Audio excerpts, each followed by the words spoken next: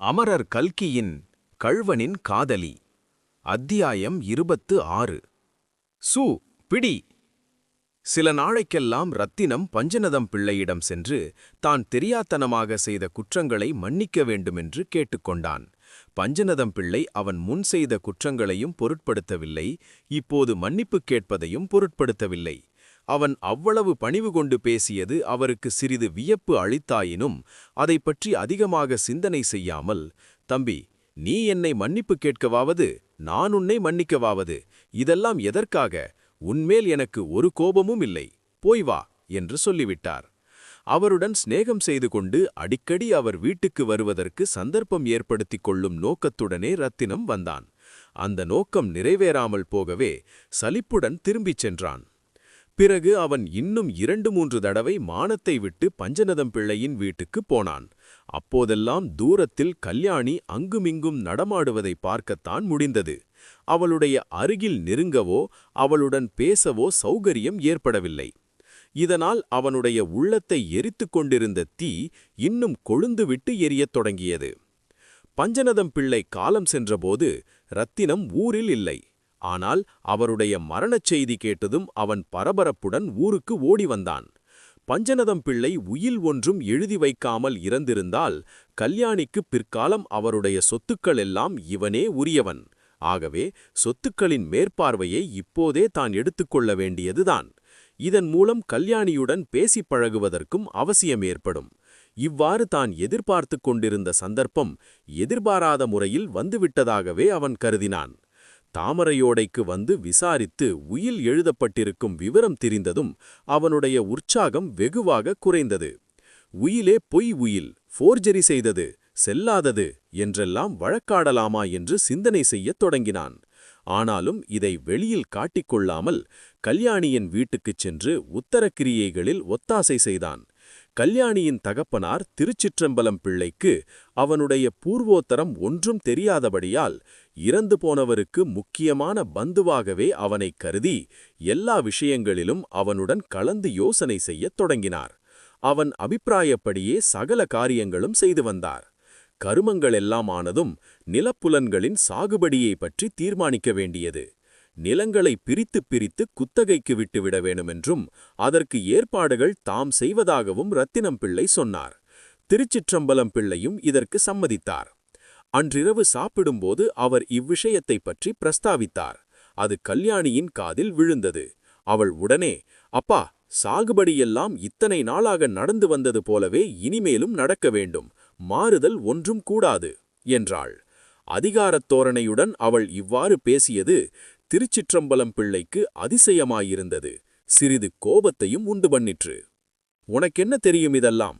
சொந்தப் பண்ணை வைத்து நடத்த முடியாது, ஆள்களை மேய்ப்பது ரொம்ப கஷ்டம் என்று ரத்தினம் பிள்ளை சொல்றாரே.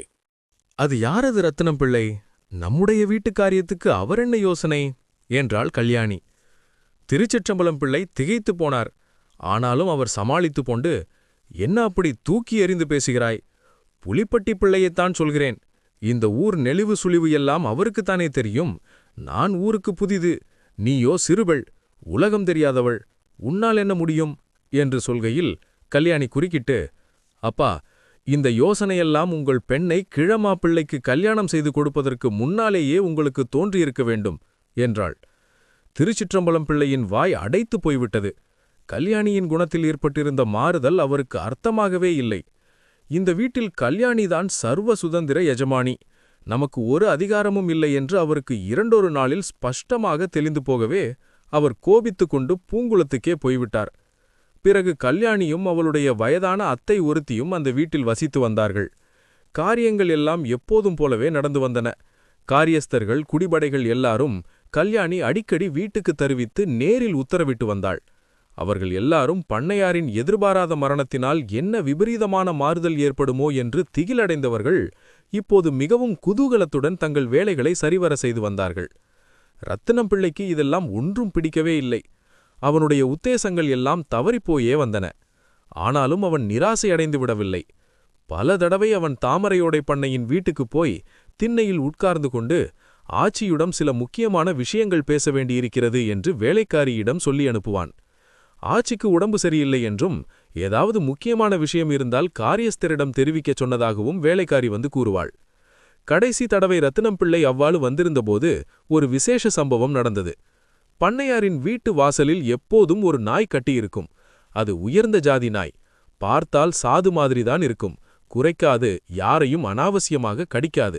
ஆனால் எஜமான் மட்டும் ஏவி விட்டால் முழங்கால் சதையில் குறைந்தது ஒரு ராத்தல் சதை எடுத்து பட்சணம் செய்தால் ஒழிய அதற்கு சரிக்கட்டி வராது.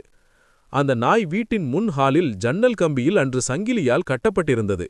ரத்தினம் பிள்ளை வாசல் அருகில் வந்ததும் அந்த ஜன்னல் அண்டை ஒரு பெண்ணின் கை தெரிந்தது. அது பொன் வளையல் அணிந்த அழகான கை. அந்த கை நாயை கட்டியிருந்த சங்கிலியை அவிழ்த்து விட்டது. சு என்ற மெல்லிய சத்தமும் கேட்டது. அவ்வளவுதான். நாய் ஒரே ஒரு தடவை லொல் என்று குரைத்துவிட்டு வாய்ப்பேச்சில் அதிக நம்பிக்கையில்லாத வீரனைப் போல் புலிப்பட்டி பிள்ளையாவன் மேல் பாய்ந்தது. பிள்ளையாள் ஓடினார். நாயும் பின்தொடர்ந்தது. சீக்கிரத்தில் அவருடைய கால் சட்டையை அது பற்றிற்று. ஒரே கடியில் சட்டையை கிழித்து சதையை கவ்விற்று. பிள்ளையாள் மும்மடங்கு வேகமாய் ஓடினார்.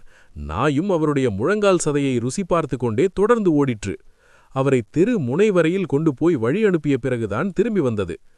துரத்தப்பட்டு ஓடுகிறவனிடம் சாதாரணமாய் அனுதாபம் உண்டாவது கிடையாது. இது மனித சுபாவம். இந்த சுபாவத்தையொட்டி புலிப்பட்டி பிள்ளையாள் நாயினால் துரத்தப்பட்டு ஓடியபோது வீதியில் நின்றவர்கள், பிள்ளைகள், பெரியவர்கள் கூட சிரித்தார்கள். சில துஷ்ட பிள்ளைகள் சோ பிடி என்று நாயை உற்சாகப்படுத்தினார்கள். நாயின் பல்லினால் பிள்ளையாளுக்கு காலிலே புண்ணும், ஊராருடைய சிரிப்பினால் அவருடைய உள்ளத்திலே புண்ணும் ஏற்பட்டன. கல்யாணியிடம் அவர் அளவில்லாத துவேஷம் கொண்டார். எப்படியும் அவளை பழிவாங்குவது என்று தீர்மானித்தார். அடுத்த அத்தியாயத்தில் சந்திப்போம்.